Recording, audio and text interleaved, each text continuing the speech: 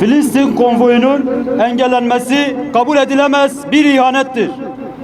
Şırnak şehrinin platformu olarak Siyonist işgal çetesinin Gazze'deki soykırımına karşı yola çıkan özgürlük konvoyunun Ürdün ve Irak merkezi hükümeti tarafından engellenmesini şiddetle kınıyoruz.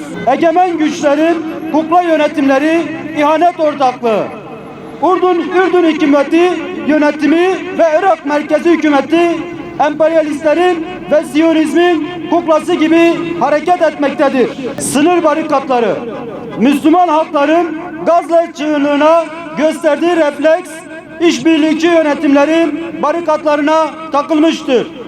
Tarihi utanç, Gazze'ye ilaç ve gıda götüren konvoyları durdurmak, İsrail'in katliamlarına doğrudan ortak olmaktır. Şırnak şehrinin platformunun çağrısı, ablukayı kaldırın. Ürdün ve Irak hükümetleri konvoyunun önündeki utanç barikatlarını derhal kaldırmalıdır.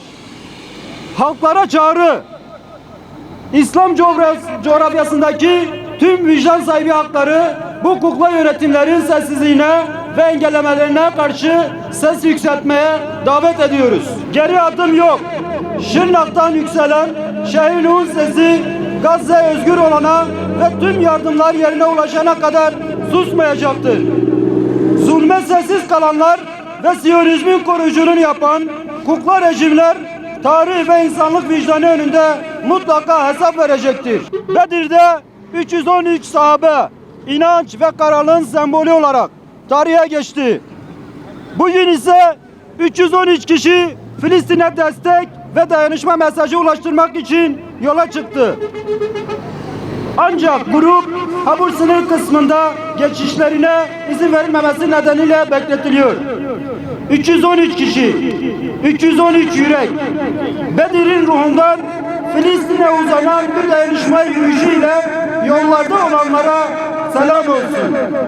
Teşekkür ediyorum. Tekbir! Allahu Ekber! Tekbir! Allahu Ekber! Tekbir! Allahu Ekber! La ilahe illallah! La ilahe illallah! Amerika lanetullah!